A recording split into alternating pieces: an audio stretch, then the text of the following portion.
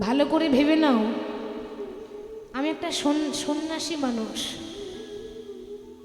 এই সংসারের মতো সন্ন্যাসীরা তো বিলাসিতায় থাকতে পারে না।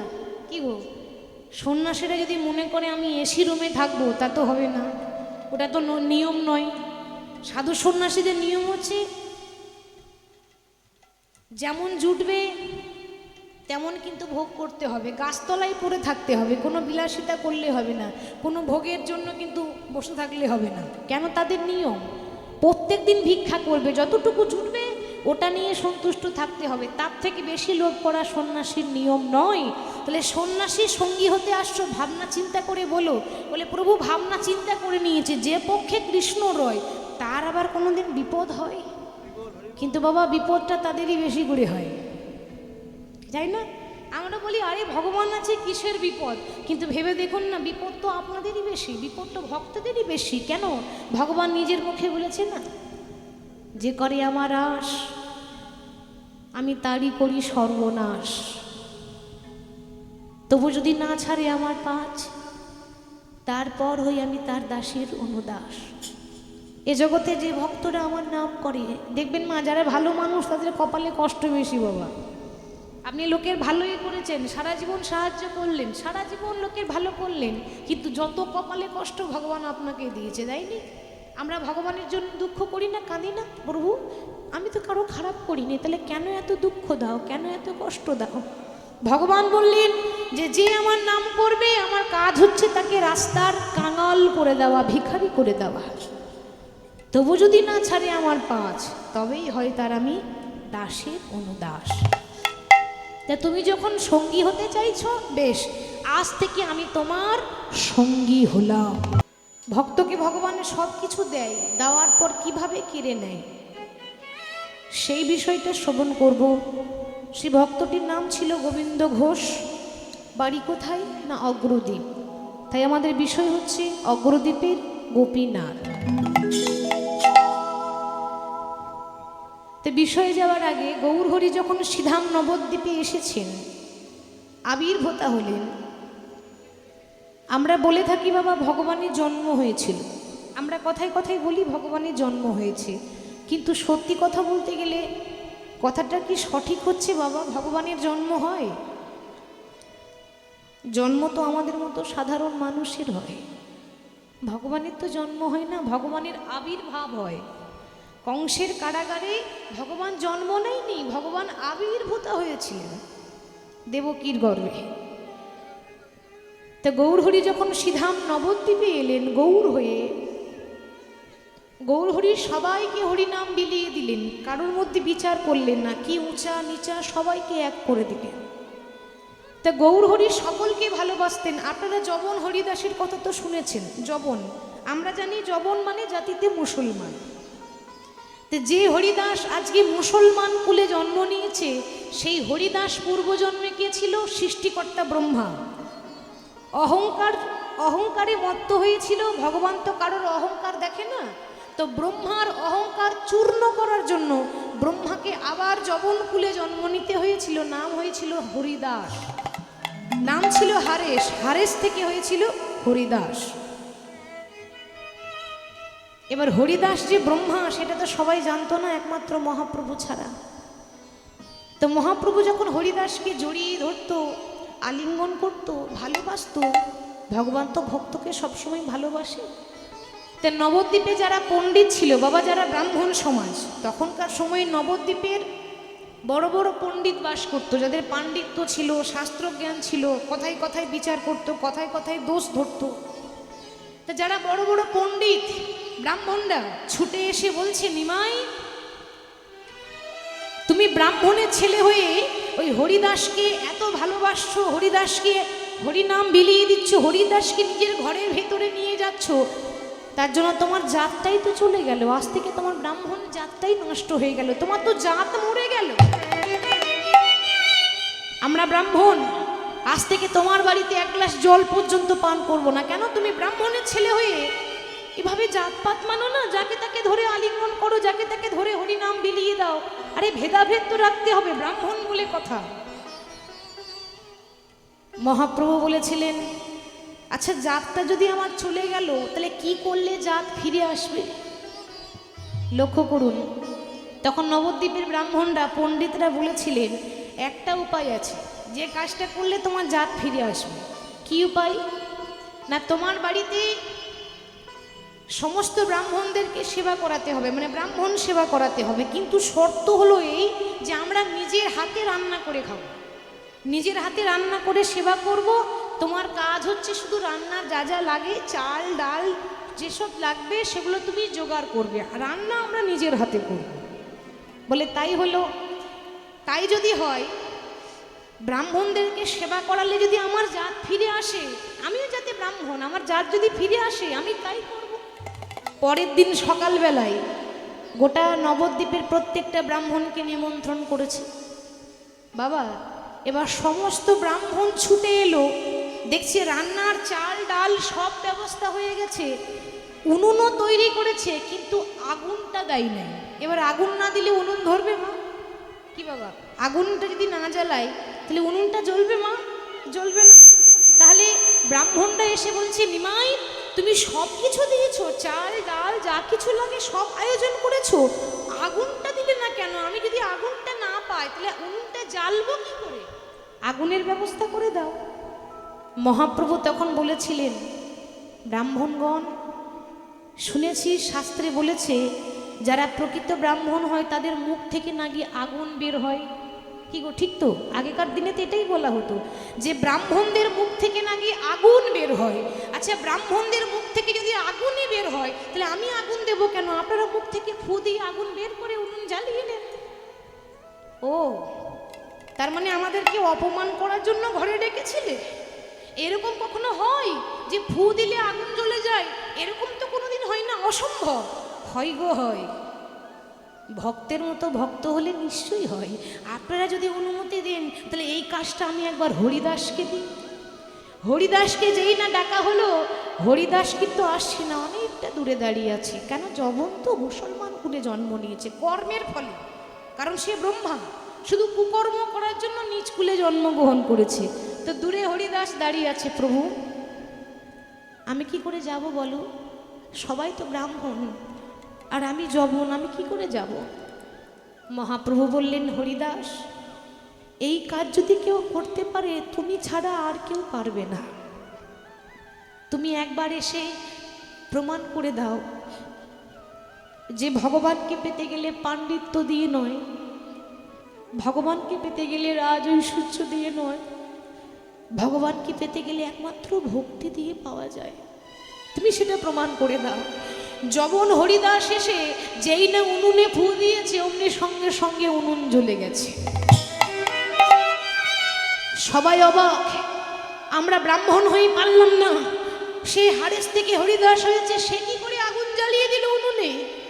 মহাপ্রভু বললেন, ব্রাহ্মণগণ, আমি আপনাদেরকে অপমান করার জন্য ডাকিনি, আপনাদেরকে একটু দেখিয়ে দিতে চাইলাম যে তাকে পেতে গেলে ভক্তি যদি থাকে কারো, ভক্তি দিয়ে ভগবান পাওয়া যায়। আপনারা পণ্ডিত বলে এতদিন আপনাদের অহংকার ছিল, কিন্তু বাবা, ভগবান সব কিছু সইতে পারে, কিন্তু ভগবান কারোর অহংকার সহ্য করতে পারে না।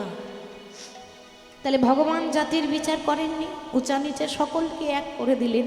তার অবতারের তুলনাই হয় না বাবা, ধন্য সেই অবতার, কি তুলনা দেব তার? সেই জন্য মহাজন বললেন, হেন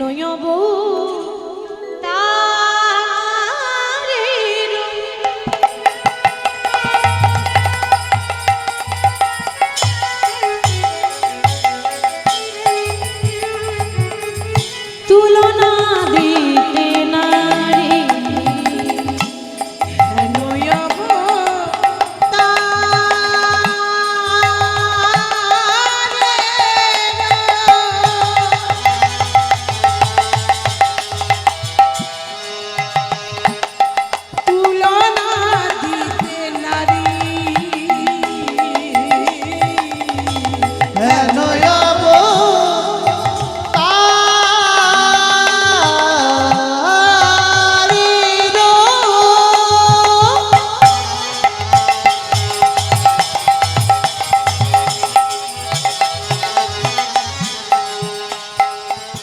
তুলনা দিতে নারী।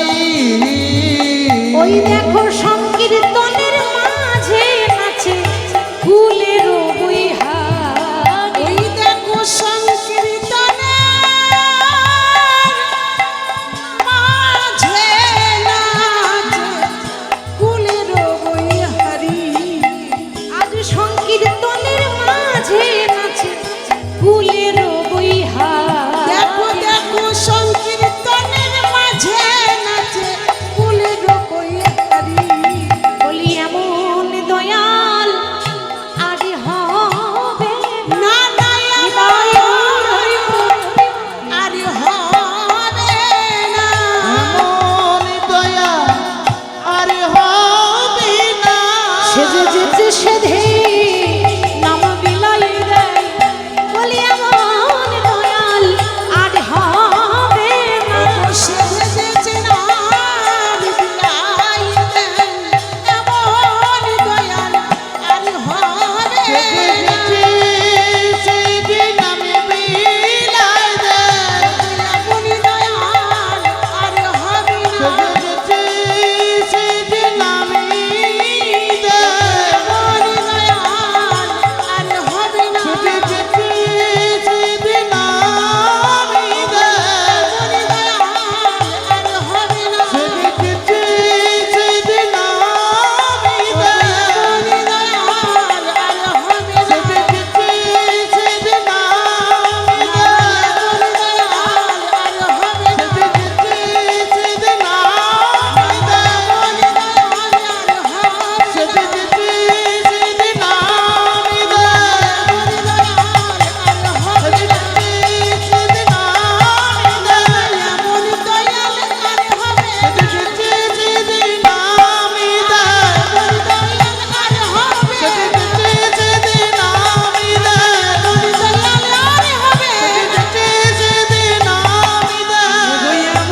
এমন দয়াল আর হবে না। সেদিন আমি দেয়। দেখো দেখো সংকীর্তনের মাঝে নাচে ফুলের বইহারি। যবনেরও নাচে গাই বলে হরিনা। বলে হরিনা। এই হেন অবতারে দাস বঞ্চিত বলরা। এহেন অবতারে দাস বঞ্চিত বলরা। চৈতন্য মহাপ্রভু মনে মনে ভাবলেন নবদ্বীপে আসার পর প্রতিদিন যখন নাম বিলিয়ে দেয়, একদিন চিন্তা করছে বাবা যে আমি তো সংসার করতে আসিনি, আমি তো ভগবান, সংসারী জীবকে উদ্ধার করতে এসেছি, তাহলে আমাকে আর এখানে থাকলে হবে না। তাই মনে মনে যখন চিন্তা করলেন, ঠিক পরের দিনই রাত্রিবেলায় মাত্র 24 বছর বয়সে আমার গৌরহরি ঘর ছেড়ে, নদিয়া ছেড়ে, নবদ্বীপ ছেড়ে সন্ন্যাসী হয়ে চলে গেল। গৌরহরি যেই না সন্ন্যাসী হয়ে চলে গেল বাবা, এবার আমরা বিষয়ে আসছি, কিন্তু লক্ষ্য করবেন গৌরহরি যখনই নবদ্বীপ ছেড়ে চলে গেল, নবদ্বীপবাসী জানতে পারলো যে তাদের প্রাণের গৌর নেই। আচ্ছা মা, আমাদের যখন কোনো প্রিয়জন যাকে আমরা সবাই ভালোবাসি, সেই মানুষটা যদি হঠাৎ ছেড়ে চলে যায়, ভাবুন তো কতটা কষ্ট হয়, কতটা যন্ত্রণা হয়। বাবা এতদিন যারা নিন্দা করত, আজকে তারাও কাঁদছে। এতদিন যারা নিন্দা চর্চা করতো, মহাপ্রভুকে গালাগালি করতো, তারাও কাঁদছে কেন? তার জন্য পাষাণ গলে যায়। নবদ্বীপবাসী তো জানলো, আর যখন খবরটা চলে গেল সচী মায়ের কানে যে তার ছেলে আর নেই, সন্ন্যাসী হয়ে চলে গেছে, পাগলিনী হয়ে গেল। পাগলের মতো উন্মাদিনী হয়ে ছুটতে ছুটতে ছুটতে ছুটতে নবদ্বীপে যে গঙ্গা নদী আছে, সেই গঙ্গাতে ঝাঁপ দিয়ে মরবো বলে সচী মা যাচ্ছে। চিৎকার করে বলে উঠলো, ওরে নিমাই, নিমাই রে, ওরে নিমাই রে নিমাই নিমাই রে ওরে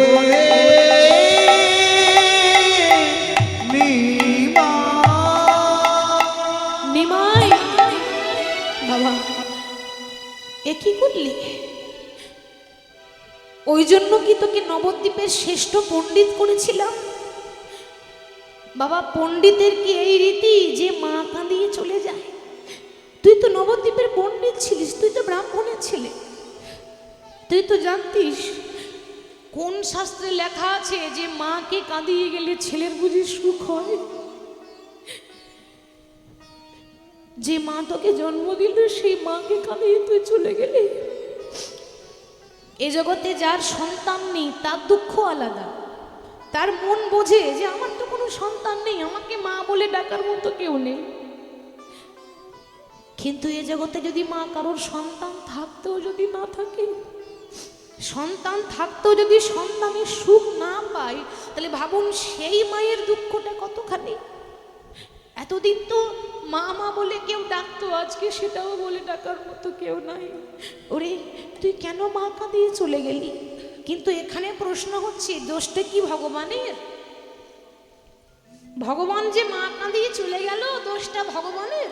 বলে না, দোষ ভগবানের নয়, দোষটা কিন্তু মায়ের। কেন? যেমন কর্ম তেমন ফল। এই যে সচিমাতা সন্তানের জন্য হাহাকার করে কাঁদছে, চিৎকার করে কাঁদছে, কেন জানেন? এই সচিমাতা কুকর্ম করেছিল, যার জন্য সেই ফল আজকে তাকে ভোগ করতে হচ্ছে। কোন দিন মনে করে দেখুন ত্রেতা যুগের কথা। ত্রেতা যুগে যখন ঘোষণা হয়ে গেল আগামীকাল অযোধ্যার রাজা হবে কে? রামচন্দ্র, আমার বড় ছেলে, সে রাজা হবে। দশরথ যখন ঘোষণা করে দিল, বাবা সবার মনে আনন্দ। আর সব থেকে বেশি আনন্দ কার জানেন? মা কইকেয়ী। কেন? কোলে পিঠে করে মানুষ করেছে। কইকেয়ীর মনে বেশি আনন্দ। 28 রকমের ফুল তুলেছে। কেন? আগামীকাল রাম যখন রাজা হবে। 28 রকমের ফুল তুলে নিজের হাতে মালা গেঁথে আমি আমার রামের গলায় পরাবো। আনন্দে যখন মালাটা গাচ্ছে না কইকেয়ী, ঠিক সেই সময় কইকেয়ীর কানে একজন ফুস মন্ত্র দিল। তাই তো বাবা, সে কে? কইকেয়ীরই দাসী মন্থরা। মন্থরা এসে বলছে, কিরে কইকেয়ী, বলি রাম রাজা হবে, তা তোর এত আনন্দ কিসে? বারে আনন্দ হবে না? ছেলে যদি রাজা হয় মায়ের আনন্দ হবে না? দ্বিগুণ আনন্দ। আপনি যদি জানতে পারেন মা যে কাল সকালে আপনার ছেলে এমএলএ হবে, আপনার ঘুম আসবে? কেন? আমার ছেলে এমএলএ হবে, মায়ের সারা রাত ঘুম আসবে না। তা তখনকার সময় রাজা বলে কথা মানে এমএলএ সমান, তাহলে মায়ের ঘুম আসে? মন্থরা তখন বলছে, ওরে ভুলে যাস না, পরের ছেলে পরম আনন্দ, যত গোল্লাই যাবে তত আনন্দ। যে রামের জন্য এত যত্ন করে মালা গাঁথছিস, সেই রাম তো তোর নিজের ছেলে নয়, রাম তো তোর সৎ ছেলে। তোর নিজের ছেলে তোর ভরত। আমি তোর ভালোই চাই, কিন্তু ভালো চাই না বাবা, উল্টো খারাপ করে দিয়ে যাচ্ছি। আমি তোর ভালোই চাই। ভালো যদি চাস, ওই পরের ছেলেকে নিয়ে এত মাতামাতি না করে একটু নিজের ছেলেটার কথা ভাবতে পারিস না? আমি বলছিলাম কি, ওই রামকে রাজা না করে যদি ভরতকে রাজা করতিস, তাহলে তুই রাজমাতা হতিস। কইকেয়ী চিন্তা করলো, কথাটা তো মন্দ বলেনি, ভালোই তো বলছি। আমার ছেলেটা কি সারা জীবন পায়ের তলায় পড়ে থাকবে নাকি? তা বাবা আপনারা জানেন যে কইকেয়ী রাজা দশরথের কাছে দুটো বর চেয়েছিল। একটা হলো কি, রামকে 14 বছরের জন্য বনবাসে পাঠাতে হবে, আর একটা হলো ভরতকে অযোধ্যার রাজা করতে হবে। মানে আমার ছেলেকে রাজা করো আর তোমার বড় ছেলেকে বনবাসে পাঠাও। বাবা ওই স্ত্রীর কথা রাখতে গিয়ে রাজা দশরথ যখন বড় ছেলে রামকে বনবাসে পাঠিয়ে দিচ্ছে, রাম জানতে পেরে স্বইচ্ছায় হাসতে হাসতে যখন বনবাসে চলে যাচ্ছে না, যেই না ঘরের ভেতর থেকে চৌকাঠটা পেরিয়েছে, অমনি মা কৌশল্যা মানে রামের যে মা, সে এক বাটি দুধ এনেছে। এক বাটি দুধ এনে বলল, খোকা তুই তো বনবাসে যাচ্ছিস, আমি তো অভাগিনী, 14 বছর তোকে দেখতে পাবো না, তাই যাওয়ার আগে এই অভাগিনী মায়ের হাতে এক বাটি দুধ পান করে যা। যেই না দুধের বাটিটা দিতে যাবে, অমনি বাবা রাম যেই না দুধের বাটিটা গ্রহণ করতে যাবে, অমনি কই কই এসে দুধের বাটিটা ছুঁড়ে ফেলে দিল, এক ফোঁটা দুধও পান করতে দিল না। সেদিনও ভগবান কিছু বলল না। কেন জানেন? যে সয় সেই রয়, যে ধৈর্য ধরতে পারে না বাবা সেই কিন্তু সফল হবে। ধৈর্য ধরতে হবে জীবনের কঠিন সময়ে। রাম কিছু বলল না, হাসতে হাসতে চলে গেল বনবাসে। ঠিক 14 বছর পর ভগবান রামচন্দ্র ফিরে এসে নিজের মাকে প্রণাম করলো না। কাকে প্রণাম করছে গো? কইকেয়ীকে প্রণাম করছে। ছুটে এসে মা কইকেয়ীর চরণে প্রণাম করে বলছে, মা তুমি ভালো আছো তো? 14 বছর পর তোমায় দেখতে পেলাম, মা তুমি ভালো আছো তো? কেমন আছো তুমি? কইকেয়ী তখন অঝোর জোরে কাঁদছে। কইকেয়ী বলছে, ওরে রাম তুই আমায় প্রণাম করিস না বাবা, তোর প্রণাম নেওয়ার যোগ্য আমি নই। কেন মা? কেন জানিস? আমি এমন নারী, আমার এত হিংসা, নিজের ছেলের ভালো করার জন্য তোকে আমি বনবাসে পাঠিয়ে দিলাম, আর তুই ঘুরে এসে আমাকে প্রণাম করছিস? তুই জানিস না আমি তোর নিজের মা নই, আমি তোর সৎ মা। ভগবান তখন বললেন, মা তুমি ঠিক বলেছ। এ জগতে মানুষ হচ্ছে 2 রকমের বাবা, একটা অসৎ একটা সৎ। অসৎ মানে কি? খারাপ। আর সৎ মানে ভালো। তুমি আমার সৎ মা, তার মানে তুমি আমার ভালো মা। কেন জানো? তুমি যদি বনবাসে না পাঠাতে আমি হয়তো রাবণকে বধ করতে পারতাম না। তুমি যদি বনবাসে না পাঠাতে আমার অনেক কাজ ছিল যেগুলো হয়তো অসম্পূর্ণ থেকে যেত, তোমার জন্য সম্পূর্ণ হয়েছে মা। কই অমনি এত হিংসা যে সারা জীবন হিংসা করেছে, তাকেও যদি কেউ প্রণাম করে তার হৃদয় তো গলে যায়। কই কাঁদতে কাঁদতে বলছি, ওরে রাম তোর আমি এত হিংসা করলাম, তোর এত খারাপ চাইলাম, তুই আবার আমাকেই প্রণাম করলি। আহা, তোর মতো সন্তান যদি আমার গর্ভে জন্ম নিত তাহলে হয়তো আমার নারী জন্ম সার্থক হয়ে যেত, তাহলে হয়তো আমার নারী জন্ম সার্থক হতো। ভগবান বললেন, মা তাই হবে, তুমি যেমন চাইলে তাই হবে। আশীর্বাদ করি আমি তোমার গর্ভেই জন্ম নেব, কিন্তু তুমি যেমন মা হয়ে আর এক মাকে কাঁদালে, তুমি যেমন মা হয়ে আর এক মাকে কষ্ট দিলে, তার জন্য কষ্টটা তোমাকে ভোগ করতে হবে। কেন জানো? ও মা কাঁদালে কাঁদিতে হয়, এ কথা পুরাণে হয়, এ কথা তো কভু মিথ্যা নয়।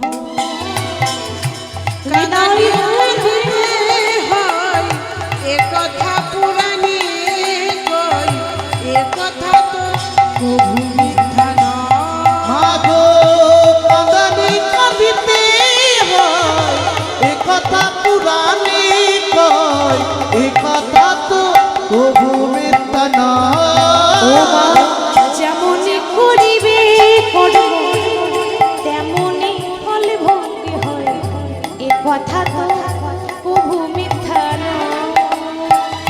যেমনই করিবে কর্ম তেমনই ফল ভোগ হয়, এ কথা তো কভু মিথ্যা নয়। মাগো কাঁদালে কাঁদিতে হয়, এ কথা পুরাণে কয়, এ কথা তো কভু মিথ্যা নয়।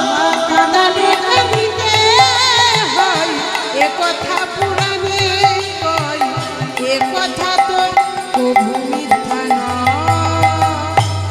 আমি আশীর্বাদ করলাম আমি তোমার গর্ভেই জন্ম নেব, কিন্তু তুমি যেমন মা হয়ে আর এক মাকে কাঁদিয়েছো, তার জন্য তোমাকে 3 জন্ম কাঁদতে হবে। তোমার প্রথম জন্ম হবে কোথায় জানো? মথুরায়। নাম হবে দেবকী। কংসের কারাগারে অষ্টম গর্ভজাত সন্তান হয়ে আমি তোমার কোলে আসব, কিন্তু জন্ম দেবে মা, কিন্তু সন্তানের সুখ পাবে না। কি গো বাবা, পেয়েছিল? পাইনি। সন্তানকে কিছুক্ষণের জন্য বুকে আগলে রাখতে পারলো না, কারণ বসুদেব মাথায় করে নিয়ে গেল। সেদিনও তুমি কাঁদবে সন্তানের জন্য, হাহাকার করে চিৎকার করে। তোমার দ্বিতীয় জন্ম হবে উড়িষ্যায়। উড়িষ্যার রাজা ইন্দ্রদুম্ন, তার স্ত্রী হবে তুমি, নাম হবে গুন্ডিচা দেবী। তোমার পরপর 18টি সন্তান মারা যাবে, সেই সন্তানের দুঃখ তোমাকে ভোগ করতে হবে, তবে তুমি জগন্নাথকে পাবে। তোমার তৃতীয় জন্ম হবে নবদ্বীপে, নাম হবে সচী ঠাকুরানী। পরপর 8টা মেয়ে মরবে তোমার, পরপর 8টা মেয়ে জন্ম নিয়ে তোমার মারা যাবে। তারপর তোমার বড় ছেলে হবে, নাম হবে বিশ্বম্ভর। কি বাবা, সেও সন্ন্যাসী হয়ে চলে যাবে। তারপর 10ম গর্ভে আসবো আমি, নিমাই। সেদিনও সুখ পাবে না মা। কেউ যদি কাউকে কাঁদায় কি করে সুখ পায় বলো? সেদিনও তোমার নিমাই যখন সন্ন্যাসী হয়ে যাবে, সেদিনও তুমি কাঁদবে। তোমাকে 3 জন্ম কাঁদতে হবে। তাহলে মাগো, আজকে যে ভগবান মহাপ্রভু সচিমাকে কাঁদিয়ে চলে গেল, তাহলে দোষটা মহাপ্রভুর নাকি সচিমায়ের? সচিমায়ের। যেমন কর্ম তেমন ফল। ভগবান কখনো কিন্তু কাউকে রেহাই দেয় না, পাপ কখনো বাপকে ছাড়ে না, সে মা হোক বা ভগবান নিজেই হোক। ভগবান নিজেও পাপ করলে নিজের ফল নিজেকে প্রায়শ্চিত্ত তাকে করতে হয়। তাহলে সচিমা বলছে যে ওরে নিমাই, আমাকে যখন মা বলে ডাকার মতো কেউ নেই, কার জন্য আমি থাকবো? তাই পাগলিনী হয়ে গঙ্গায় ঝাঁপ দিতে যাচ্ছে। কেমন ভাবে? নিমাই নিমাই বলে সচিমা ঝাঁপ দিতে গেল। নিমাই নিমাই বলে সচী মা,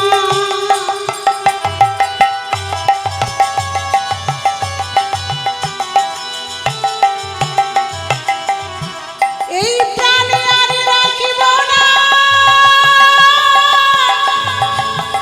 নিমাই আহার প্রাণে আর রাখিব না। গঙ্গায় প্রাণ ত্যাগ করিব, এই প্রাণী আর রাখিব না। নিমাই নিমাই বলে সচিমা ঝাঁপ দিতে গেল। নিমাই নিমাই বলে সচিমা ঝাঁপ দিতে গেল। নিমাই নিমাই বলে সচিমা ঝাঁপ দিতে গেল। কোথায় ছিল দাদা নিতাই মায়ের ধরিল? কোথায় ছিল দাদা নিতাই মায়ের ধরিল? কোথায় ছিল দাদা নিতাই মায়ের ধরিল? কোথায় ছিল দাদা নিতাই মায়ের ধরিল?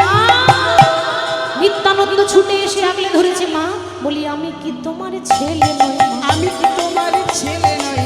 আমি কি তোমার ছেলে নই? আমি কি তোমার ছেলে নই? তোমার নিমাই গেছে নিতাই আছে, আমি কি তোমার ছেলে নই? তোমার নিমাই গেছে নিতাই আছে, আমি কি তোমার ছেলে নই? নিমাই গেছে নিতাই আছে, আমি কি তোমার ছেলে নই মা? কোথায় ছিল দাদা? নিতাই মায়ের ধরিল। কোথায় ছিল দাদা নিতাই মায়ের ধরিল?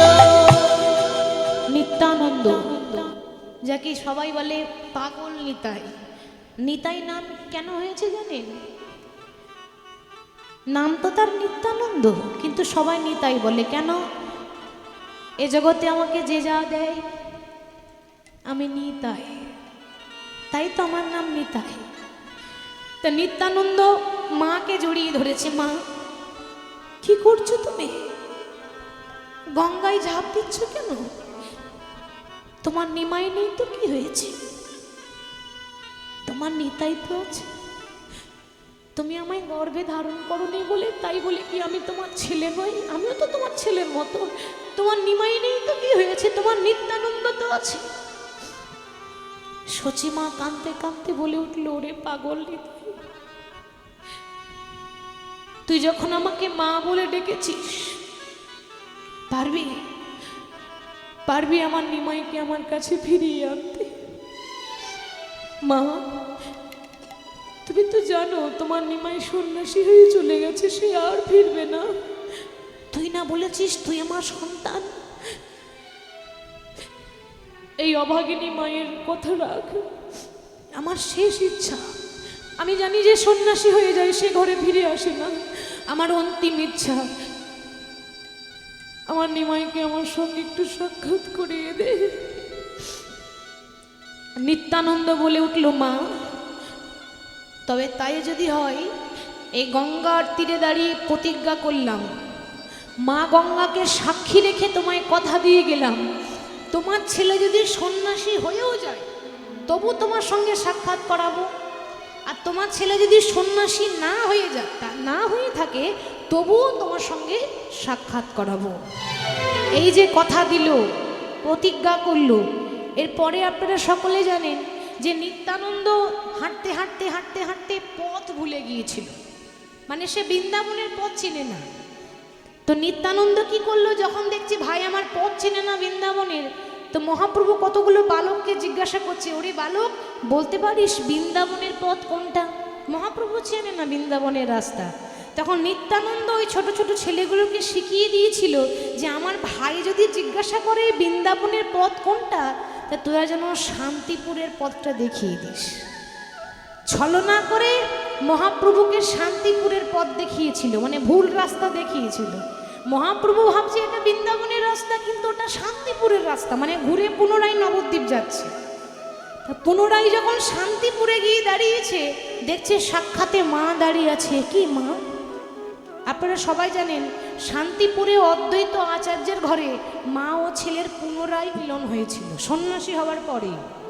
দ্বিতীয়বার যখন দেখা হলো শান্তিপুরে অদ্বৈত আচার্যের গৃহে, তখন বাবা মহাপ্রভু বললেন, মাগো এ তুমি কি করলে? তুমি জানো না সন্তান যদি একবার সন্ন্যাসী হয়ে বেরিয়ে যায়, মা যদি সামনে এসে পথে দাঁড়িয়ে কাঁদে, তাহলে তো সন্তানের যাওয়ার পথটা পিচ্ছল হয়ে যায়। মা যদি হাসি মুখে বিদায় দেয়, তাহলে আমি হাসি মুখে যেতে পারবো। কিন্তু তুমি যদি এমনভাবে কাঁদো, তাহলে তো আমি যেতে পারবো না। মা তুমি কেন এলে?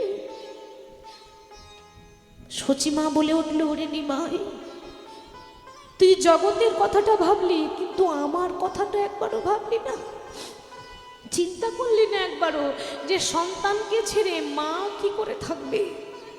মহাপ্রভু তখন বলছে, মা তুমি বরং নিজের কথাটা চিন্তা করলে, তুমি একবারও জগৎবাসীর কথাটা চিন্তা করলে না। একবারও ভেবেছ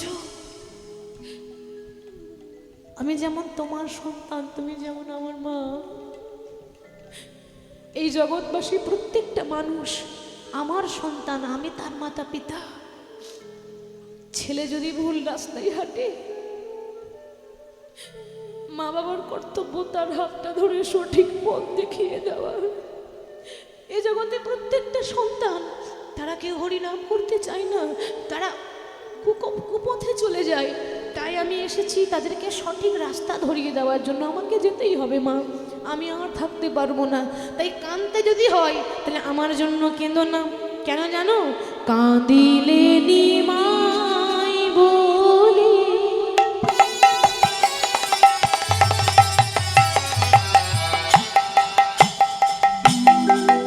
ও মা নিমাই তুমি হারালে,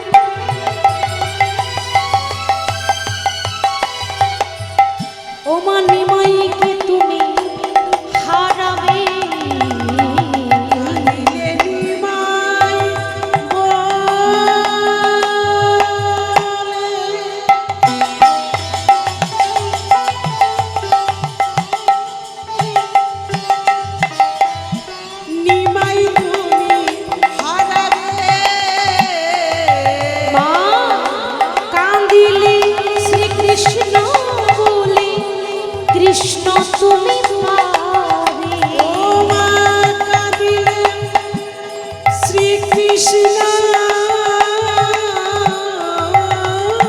বলে কৃষ্ণ তুমি পাবে।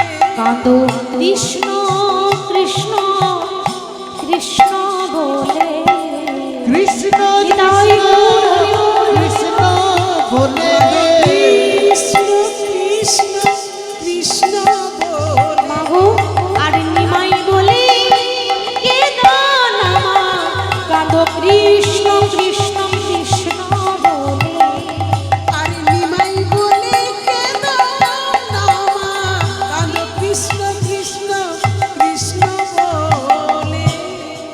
ওমা যদি কোনোদিন কষ্ট হয় তো আমার জন্য কেঁদো না, যদি কাঁদতে হয় তো কৃষ্ণের জন্য কাঁদো। মায়েরা দেখবেন এই সংসারে আমরা যখন কাঁদি সংসারের জন্য কাঁদি, তাই না? ছেলে মেয়ে নাতি নাতনি স্বামী পরিবার মা বাবার জন্য কাঁদি। সংসারের জন্য সবাই কাঁদতে পারে, কিন্তু কৃষ্ণ বলে কজন কাঁদে? সংসারের জন্য আমাদের চোখে জল আসে, কিন্তু ভগবানের জন্য আমাদের চোখে জল আসে না কেন? তাকে ভালোবাসতে পারলাম না, অন্তর থেকে ভগবানকে আপন করতে পারি না। কেন জানেন? এই জগতে এই যে কলিযুগ, এই কলিযুগে আমাদের জীবনটা ঠিক মহাভারতের মতো। কেন এই কলিযুগে আমাদের জীবনটা মহাভারতের মতো কেন বললাম? না, এই কলিযুগে দুর্যোধনের মতো দুঃশাসনের মতো বস্ত্র হরণ করার মানুষ আছে, তাই তো? দুর্যোধনের মতো ব্যক্তি আছে যারা বস্ত্র হরণ করে। এই কলিযুগে ঠিক মহাভারতের মতো শকুনির মতো কুবুদ্ধি দেওয়ারও মানুষ আছে। কি গো মা, আছে তো? শকুনি মামা যেমন কুবুদ্ধি দিত। এই কলিযুগে অর্জুনের মতো বীর আছে, মহারথী আছে। আবার এই কলিযুগে দাতা কর্ণের মতো বড় বড় মহান দাতাও আছে। এমন মানুষ আছে যারা দেখবেন মন্দির নির্মাণে দাতা করে, মানে দান করে, অর্থ তাদের ব্যয় করে। যে সবাই খারাপ তা নয়, কলিযুগে দাতা কর্ণের মতো দাতাও আছে। কলিযুগে যুধিষ্ঠিরের মতো সত্যিবাদী আছে, কিন্তু কলিযুগে একটা বস্তু নাই, কৃষ্ণের মতো সখা নাই। মহাভারতে অর্জুনের সখা ছিল কৃষ্ণ, কিন্তু এই কলিযুগে মহাভারতে কৃষ্ণের মতো সখা পাবেন না, কৃষ্ণের মতো বন্ধু পাবেন না। সবাই স্বার্থের জন্য পথ চলে। মন্দিরে গিয়ে ভগবানের কাছে আঁচল পেতে বলি, প্রভু আশীর্বাদ করো আমার ছেলেটা যেন বড় হয়ে চাকরি পায়, তাই তো বাবা? আমার ছেলে যেন মাস্টার হয়, আমার ছেলে যেন ইঞ্জিনিয়ার হয়, আমার মেয়ে যেন ভালো পাত্র দেখে বিয়ে হয়। কেউ বলছে প্রভু আমার একতলা বাড়িটা সামনে বছর যেন দুতলা করে দিও। সবাই দাও দাও দাও দাও। আমরা বলি প্রভু আমাদেরকে যেন ভালো রাখো, আমার শরীর যেন ভালো থাকে, আমাদের পরিবার যেন ভালো থাকে। কিন্তু একবারও ভেবেছেন? শুধু তো চেয়ে গেলাম, কোনোদিন তো প্রশ্ন করি না, প্রভু তুমি আমাদেরকে তো ভালো রেখেছো, তুমি ভালো আছো তো? তুমি কেমন আছো? প্রশ্ন করি না কেন? আমরা নিতে জানি, আমরা দিতে জানি না। তাই মহাপ্রভু মাকে শিক্ষা দিচ্ছে, মা কাঁদতে হলে কৃষ্ণের জন্য কাঁদো, এ সংসারের জন্য, ছেলে মেয়ে নাতি নাতনির জন্য কেঁদো না, তারা বিনিময়ে দুঃখ ছাড়া তোমায় আর কিছু দেবে না। সচিমা বলছে বেশ, তাহলে তুই যখন ঠিক করেছিস তুই চলে যাবি, আমি তো আর বাধা দিতে পারবো না, তবে আমার শেষ ইচ্ছা পূর্ণ কর। কি ইচ্ছা? না তোর বাবা, মানে মহাপ্রভুর বাবার নাম ছিল জগন্নাথ মিশ্র, তা তোর বাবা যখন মারা গিয়েছিল তোর বাবার পিণ্ডদান করেছিলাম উড়িষ্যাতে। উড়িষ্যায় কোথায়? পুরী ধামে। পুরী ধাম, নীলাচল, জগন্নাথ ধাম যেটাকে বলে। তা তোর বাবার পিণ্ডদান করেছিলাম উড়িষ্যায় পুরী ধামে। আমার ইচ্ছা আছে যে তুই সর্বপ্রথম ওই উড়িষ্যাতে গিয়ে হরিনাম প্রচার করবি, তারপরে তুই জগৎবাসীকে উদ্ধার করবি, গ্রামে গ্রামে হরিনাম করবি, এটাই আমার শেষ ইচ্ছা। তাই মাকে প্রণাম করলেন, জননী জন্মভূমিষ্য স্বর্গাতপি গরীয়সী। মাকে প্রণাম করে মহাপ্রভু চলে গেল কোথায়? জগন্নাথ ধাম। পেছনে আরও কিন্তু ভক্ত রয়েছে, মহাপ্রভু একা নয়।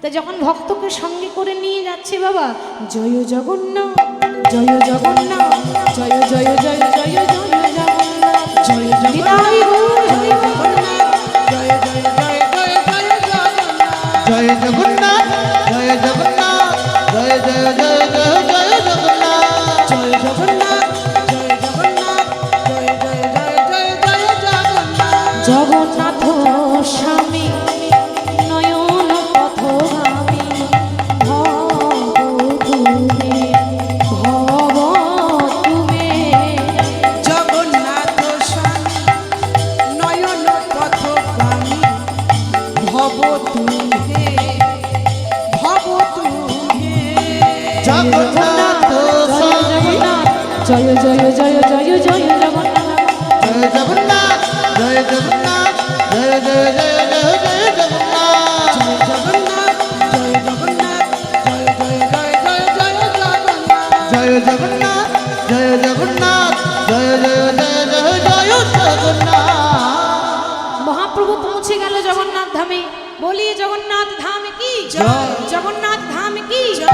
জগন্নাথ ধাম কি জয় যেই না জগন্নাথ ধামে জগন্নাথ মন্দিরে পৌঁছে গেল, এবার যাকে নিয়ে এত লীলা খেলা হবে তার সঙ্গে সাক্ষাৎ করারও তো একটা সময় আছে। মহাপ্রভু সন্ন্যাসী হওয়ার পরেই কিন্তু তাকে নিয়ে লীলা খেলাটা করেছিল। সে কে? যার নাম বললাম গোবিন্দ ঘোষ, বাড়ি কোথায়? অগ্রদ্বীপ। এইবার মহাপ্রভু যখন মন্দিরে চলে এলো জগন্নাথ ধামে, তখন সেই খবরটা পৌঁছে গেল অগ্রদ্বীপে গোবিন্দ ঘোষের কানে।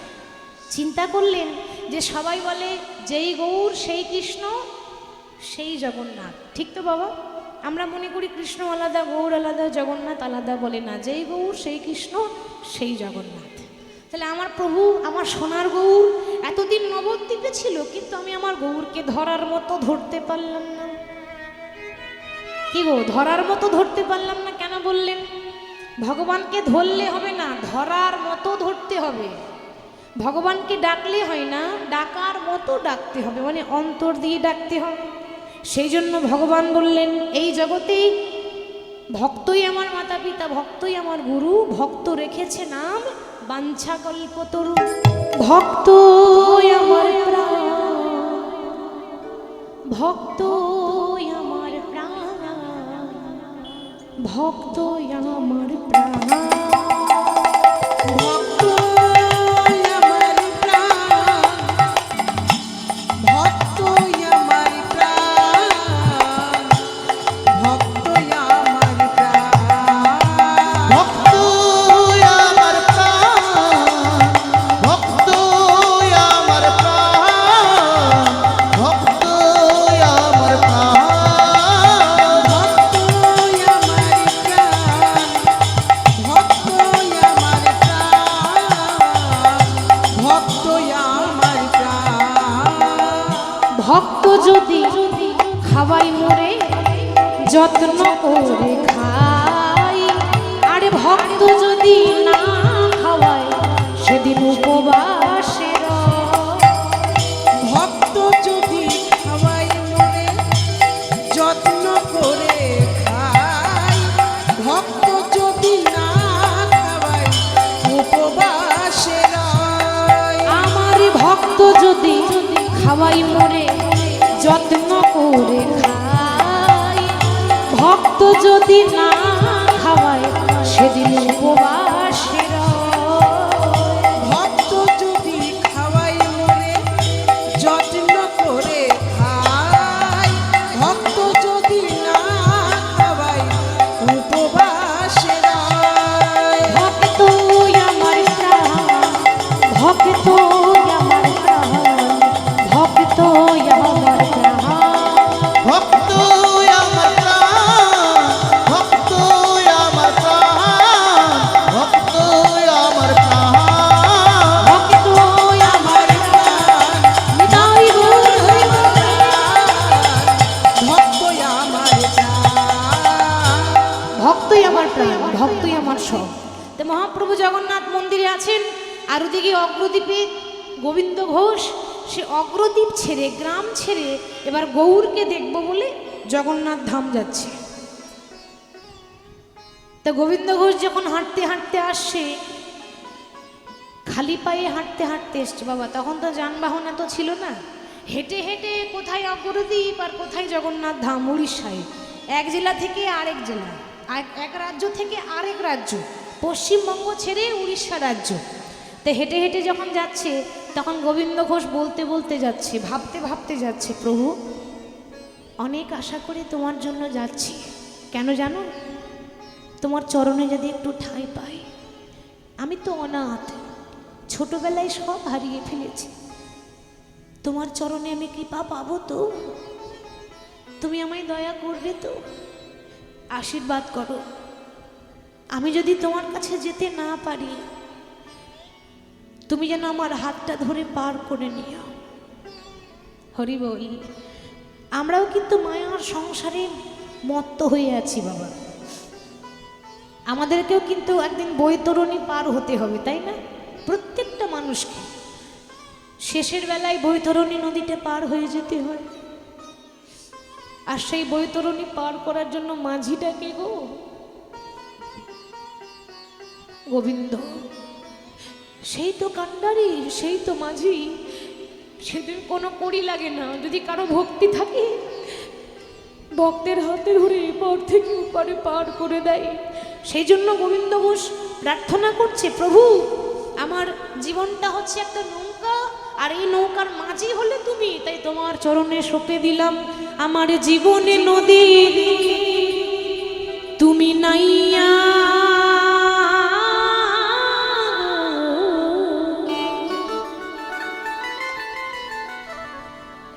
আমার ভবের খেলা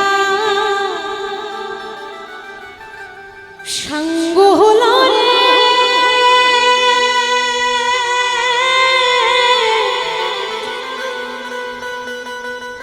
সেদিন দিও পার করিয়া রে আমার জীবন নদীর নাইয়া। আমার জীবন নদীর নাইয়া রে,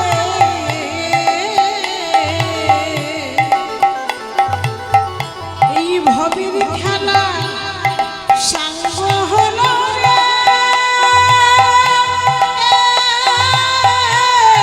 দিও পার করিয়া আমার জীবন নদীর নাইয়া। আমার জীবনে নদী তুমি নাইয়া, আমার ভবের খেলা সাঙ্গ হলো রে, সেদিন দিও পার করিয়া রে আমার জীবন নদীর নাইয়া। আমার জীবন নদীর নাইয়া, এই ভবের খেলা সাঙ্গ হলো রে, দিও পার করিয়া আমার জীবন নদীর নাইয়া। যখন চলে যাব না বাবা, মনে রাখবেন যেদিন আপনার জীবনের শেষ বিয়ে হবে, আমারও হবে, আপনারও হবে। বলে কেন? একবার তো হয়েছে, বলে আরো একবার হবে, তাই না? আমাদের জীবনে যখন শেষ বিয়ে হবে, সেদিন সবাই খাবে বিয়ের খাবার, কিন্তু আপনি খেতে পাবেন না। সেটা হলো আপনার জীবনের অন্তিম যাত্রা, শেষ বিয়ে।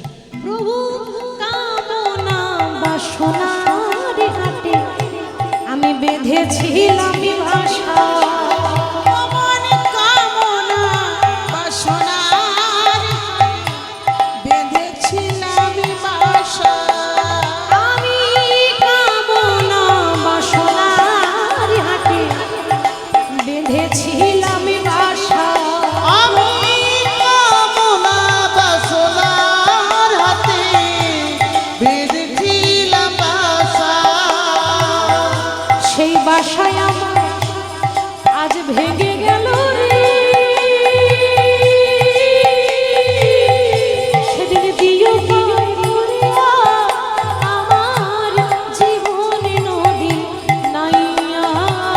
আমার জীবন নদীর নাইয়া, এই ভবের খেলা সাঙ্গ হলো রে,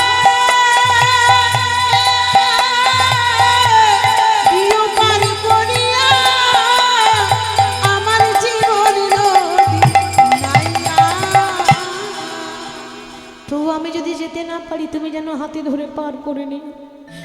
গোবিন্দ ঘোষ হাঁটতে হাঁটতে হাঁটতে হাঁটতে যেই না উড়িষ্যার জগন্নাথ ধাম পৌঁছে গেছে, দেখছে প্রভাতকাল, সকালবেলায় আমার গৌরহরি অগণিত ভক্তকে সঙ্গে করে নিয়ে নামে প্রেমে মাতোয়ারা। তো গোবিন্দ ঘোষ ভক্তদের কাছে গিয়ে বলল, গো আমি অনেক দূর থেকে এসেছি, বড় আশা করে এসেছি, আমাকে একটু গৌরহরির চরণে একটু সেবা করার সুযোগ দেবে, আমাকে একটু গৌরহরির চরণে প্রণাম করতে দেবে। তা ভক্তরা দূর দূর করে তাড়িয়ে দিলে, দূর হয়ে যা, এতক্ষণ আমরা লাইন দিয়ে দাঁড়িয়ে আছি, এখন আমরা গৌরকে দেখতে পেলাম না, আর কোথাকার কোন ভিখারি এসে বলে গৌর দেখব। দূর দূর করে যেই না তাড়িয়ে দিয়েছে। গোবিন্দ ঘোষ অঝরে কাঁদছে।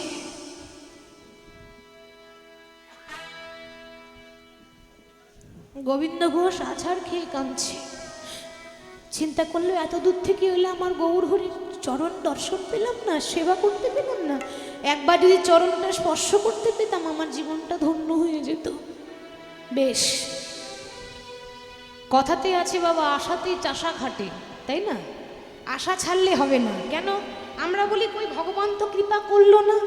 আশা রাখবেন, বিশ্বাস রাখবেন, আজ যদি ভগবান কৃপা না করে কালকে তো করবে। এ জন্মে যদি কৃপা না হয় পরজন্মে তো হবে। 100 জন্মেও যদি ভগবান কৃপা না করে 101 জন্মে তো হবে। কোনোদিন না কোনোদিন ভগবান কৃপা করবে। সেই দিনকার জন্য সেই দিন পর্যন্ত অপেক্ষা করে যাব। হরি বল, হরি বল। তা গোবিন্দ ঘোষ কি করলো? একটা গাছের আড়ালে দাঁড়িয়ে আছে। কেন? আমার ভক্তি যদি খাঁটি থাকে আমি যাব না, আমার ভগবান নিজে এসে আমাকে ধরা দেবে। তাই হলো, গাছের আড়ালে দাঁড়িয়ে আছে, কখন মহাপ্রভু দর্শন দেবে। আর ওদিকে মহাপ্রভু প্রভাতকালে হরিনাম করছে, ভজ গৌরাঙ্গ জপ গৌরাঙ্গ লহ গৌরাঙ্গের নাম রে, ভজ উলুধ্বনি দিয়ে হৃদয় গৌরাঙ্গ লহ গৌরাঙ্গের নাম রে। ভজ গৌরাঙ্গ জপ গৌরাঙ্গ রহ গৌরাঙ্গের নাম রে। ভজ গৌরাঙ্গ জপ গৌরাঙ্গ লহ গৌরাঙ্গের নাম রে। যে জনা গৌরাঙ্গ ভজে সে হয় আমার প্রাণ রে। যে জনা গৌরাঙ্গ ভজে সে হয় আমার প্রাণ রে। যে জনা গৌরাঙ্গ ভজে সে হয় আমার প্রাণ রে। ভজ গৌরাঙ্গ জপ গৌরাঙ্গ লহ গৌরাঙ্গের নাম রে। ভজ গৌরাঙ্গ জপ গৌরাঙ্গ রহ গৌরাঙ্গের নাম রে। ভজ গৌরাঙ্গ জপ গৌরাঙ্গ লহ গৌরাঙ্গের নাম রে। যেই না ভক্তদের সঙ্গে হরিনাম করছে, মহাপ্রভু দেখতে পেলেন গাছের আড়াল থেকে কে যেন আমাকে লুকিয়ে লুকিয়ে দেখছে। বুঝতে পেরেছে যে আমার ভক্ত। সঙ্গে সঙ্গে হরিনাম বন্ধ করে দিয়ে মহাপ্রভু ছুটতে ছুটতে গিয়ে সেই গাছের আড়ালে গিয়ে দাঁড়িয়েছে। কি গো, বলি তুমি আমাকে লুকিয়ে লুকিয়ে দেখছো কেন? আমার সামনে এসে দেখতে পারছো না? গোবিন্দ ঘোষ তখন বলছে, প্রভু সামনে গিয়েছিলাম কিন্তু ওরা আমাকে দেখতে দিল না, দূর দূর করে তাড়িয়ে দিল। ভিখারি তো, হয়তো সেজন্য তোমার চরণ পেলাম না। মহাপ্রভু বলছে, কি নাম তোমার? আগে আগে আমার নাম হচ্ছে গোবিন্দ ঘোষ। বাড়ি কোথায়? বাড়ি হচ্ছে অগ্রদ্বীপ। তো অগ্রদ্বীপ থেকে যে এসেছো ছুটে, তা কাকে চাই? কি কি জন্য এসেছো? কি চাও তুমি? তখন গোবিন্দ ঘোষ বলছে, প্রভু আমি অন্য কিছু চাই না, আমার মনে বড় বাসনা হলো আমি জগন্নাথ দেখতে চাই। জগন্নাথ দেখবে? বাহ, ওই তো মন্দিরের দরজা খোলা আছে, যাও দেখে নাও। জগন্নাথ মন্দিরের দরজাটা খোলাই ছিল। গোবিন্দ ঘোষ বলছে, প্রভু আমি এত দূর থেকে হেঁটে হেঁটে এসেছি ওই মূর্তিটাকে দেখবো বলে। না না না, আমি জগন্নাথ দেখতে এসেছি। আরে বাবা, ওইটাই তো জগন্নাথ। মন্দিরের দরজা খোলা আছে, যাও তুমি দেখে নাও। প্রভু, এ জগতে প্রত্যেকটা ভক্ত যাকে দেখার জন্য ছুটে যায়, সে তো অচল জগন্নাথ, কথা বলতে পারে না, নড়াচড়া করতে পারে না।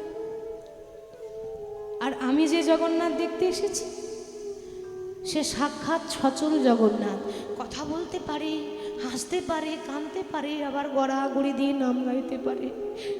আমি এত দূর থেকে ওই মন্দিরের জগন্নাথকে দেখতে আসিনি, আমি এত দূর থেকে ছুটে এসেছি সাক্ষাৎ তোমাকে দেখতে, তুমিই তো সেই জগন্নাথ। আমি জানি যেই গৌর সেই কৃষ্ণ সেই জগন্নাথ। ও, তার মানে তুমি আমাকে চিনতে পেরেছো? বলে, প্রভু তোমার কৃপা না হলে কি কেউ তোমাকে চিনতে পারে? বেশ, চিনেই যখন নিয়েছো যে আমি ভগবান, আমি ব্রজের বাঁকা কৃষ্ণ, তাহলে এবার বলে ফেলো তোমার চাওয়া পাওয়াটা কি? টাকা পয়সা, গাড়ি বাড়ি, কি চাও? গোবিন্দ ঘোষ বলছে, প্রভু আমি অন্য কিছু চাই না, আমি তোমার সঙ্গী হতে চাই। সঙ্গী? বলে হ্যাঁ, তুমি শুধু আমাকে একটু চরণে ঠাঁই দাও, আমি সারা জীবন কোনো অভিযোগ করব না, তোমার চরণতলই করে থাকবো, আমার যেমন জুটবে আমি তেমন থাকবো। গোবিন্দ